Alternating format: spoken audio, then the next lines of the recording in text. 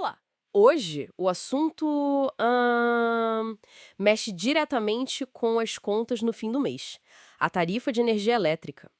Vamos analisar uns materiais, artigos e análises que detalham uma recente queda de braço entre o governo e o Congresso Nacional no Brasil. E isso pode pesar bastante no bolso, né? Nossa ideia aqui é destrinchar como essas decisões políticas, especificamente a derrubada de vetos presidenciais pelo Congresso, podem acabar gerando aumentos na conta de luz. Vamos lá? O ponto de partida parece ser mesmo essa ação do Congresso. Um elemento chave que aparece bastante nas fontes são os tais jabutis. São aquelas emendas incluídas em projetos de lei que não tem muito a ver com o tema original, certo? Tipo, neste caso foram parar num projeto sobre energia eólica offshore. Exato. E o que é interessante notar, segundo o que a gente leu, é como esses jabutis direcionavam benefícios para setores bem específicos, sabe?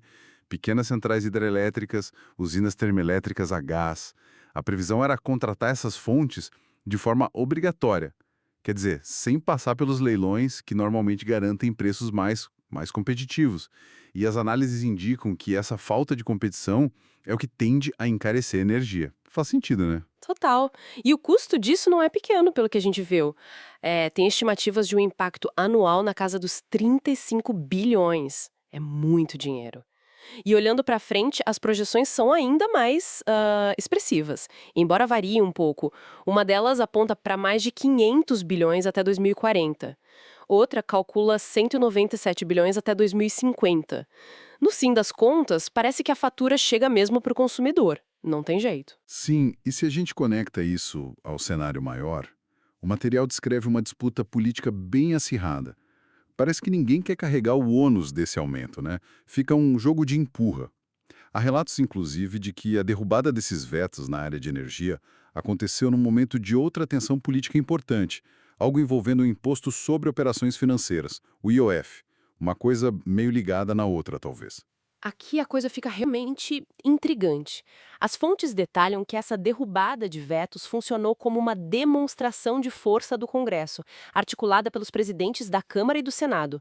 E chama a atenção que até parlamentares de partidos da base do governo teriam votado pela derrubada. Isso é curioso.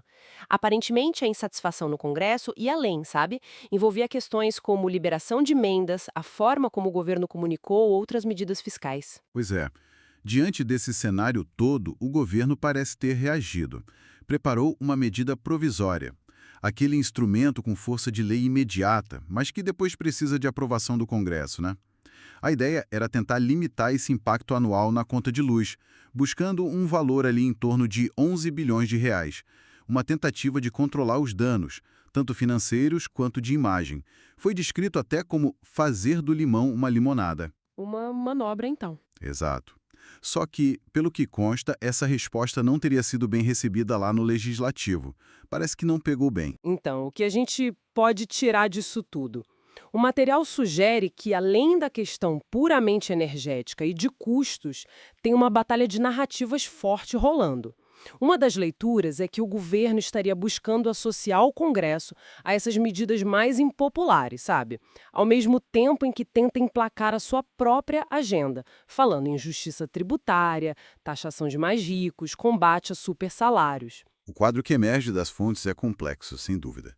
Interesses econômicos de setores específicos parecem se misturar com essa disputa de poder entre executivo e legislativo. E o resultado direto a gente vê. São decisões que afetam o orçamento das pessoas de forma duradoura.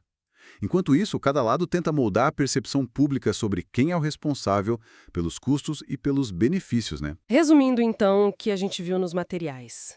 Temos uma negociação política e econômica bem complicada em torno da conta de luz.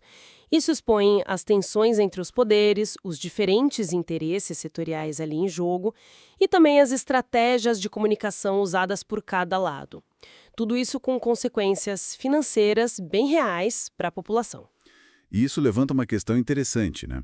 Baseada no que a gente analisou aqui, até que ponto essas disputas de poder, que são travadas muitas vezes em detalhes técnicos de legislação, coisas que passam meio despercebidas pelo grande público, até que ponto isso tudo acaba definindo custos essenciais do nosso dia a dia? Fica essa reflexão sobre a visibilidade e o impacto real dessas decisões na vida de todo mundo.